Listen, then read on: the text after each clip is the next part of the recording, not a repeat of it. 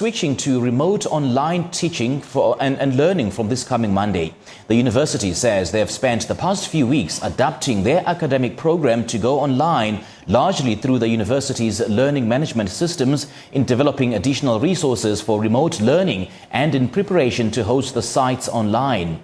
The university has also put in place additional measures to address challenges related to the lack of appropriate mobile computing devices and access to data. For more on this, I'm now joined via Skype by the WITS Deputy Vice-Chancellor, Professor Ruksana Osman. Professor Osman, a very good afternoon to you. Thank you so much for joining us. Welcome.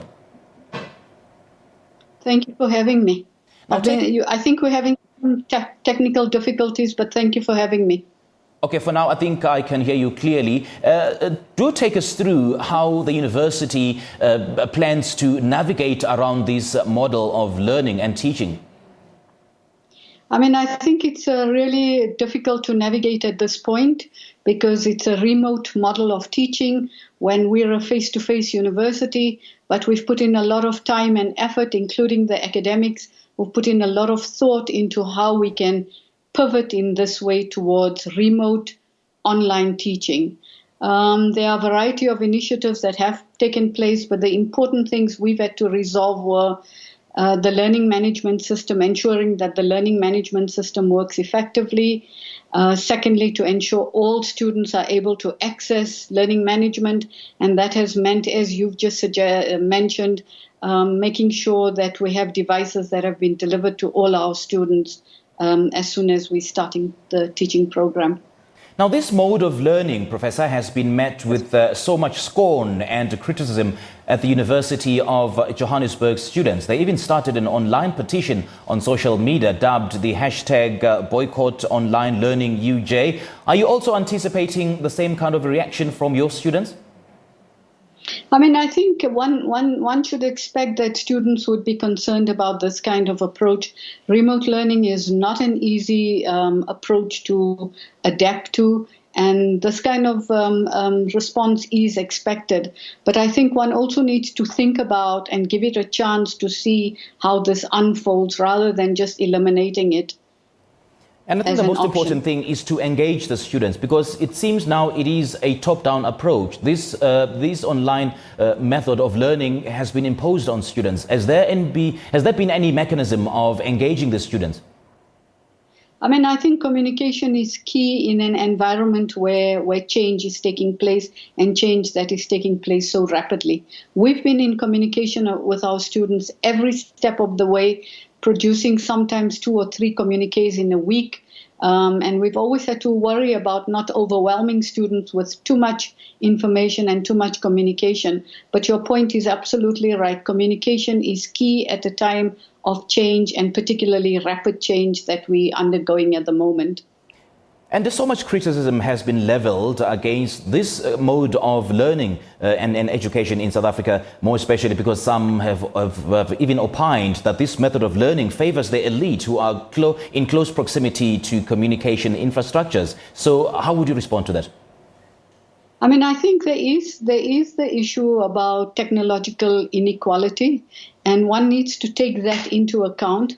But one also needs to recognize that technology has also been very useful when I think about telehealth and telemedicine and so on. So the point is that, yes, there are absolutely inequalities when it comes to technology and access to technology and connectivity. But I also think that this is an ideal opportunity now for telecommunication companies to do much, much, much more than they have been doing and could do in this particular time. And in fact, we're very grateful to many of them who've come to the party in terms of enabling us to equalize the inequality in some ways. Of course, that can never be done fully.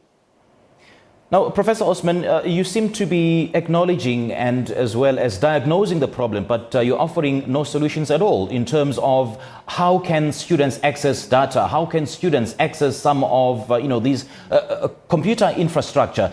Because some of the students have been complaining that their NSFAS allowances are not enough to cover the costs of data every day.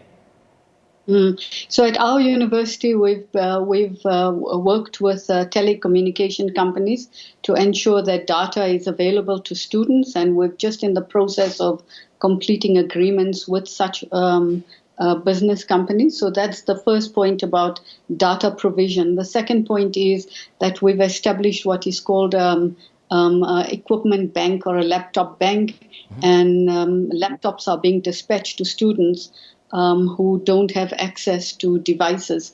And this information we have gleaned over the last 4 years, where we used biographical questionnaires to find out who are students who don't have devices. And we've found that 10 to 15% of our students are in that position. Okay. So as we speak, devices are being delivered. So we, I think, have managed to attempt to address the question of devices, connectivity, and data. Professor, let's discuss the practicality of conducting the more, hands-on courses like the sciences, like the engineering courses, which require a physical presence at laboratories and on the fields. Just how practical would that be? Yeah, I think in the current situation of lockdown, it's not going to be possible to do that face-to-face. It's laboratory work, clinical work, artistic work and creative work. So from our perspective, what we've done is we've put this remote learning plan, emergency plan in place, but acknowledge that there will have to be summer camps, boot camps, and additional tutorials and laboratory work when the lockdown is removed and when we have opportunities to be face-to-face with our students. So in short, those students will not be part of this initiative? No, those students will be part of the initiative because every component has not just a lab component, there's a theoretical component as well. As you would know, all courses are not just purely practical, there's a theoretical side to it, and that can be done on the learning management system. Additionally, there are different ways to organize the calendar so that you don't look at learning only in a linear or practical way. There's the theoretical domain as well. Okay. And what about those school leavers, those who are at the elementary stages of tertiary education, mostly the first years, who have got absolutely no experience at all in online education and who've been accustomed to face-to-face learning? Have they been capacitated, to embrace this kind of learning? So I think we mustn't underestimate young people's exposure to technology and working online and working in particular technological domains and so on. I wouldn't like us to underestimate their abilities, but I do think that that would be a challenge for some first years, not all first years. Some of our courses have already had an online footprint because we have a learning management system that has enabled courses to be put on online long before the lockdown happened. So we've been using blended learning in some instances, not all instances. So it's not like students will, for the first time, be exposed to a computer or be exposed to their content to be on the learning management system. Professor Ruksana Osman, the WITS University Deputy Vice-Chancellor, joining us via Skype. Thank you so much for your time. We appreciate your time and your reflections. Thank you for having me. Now, having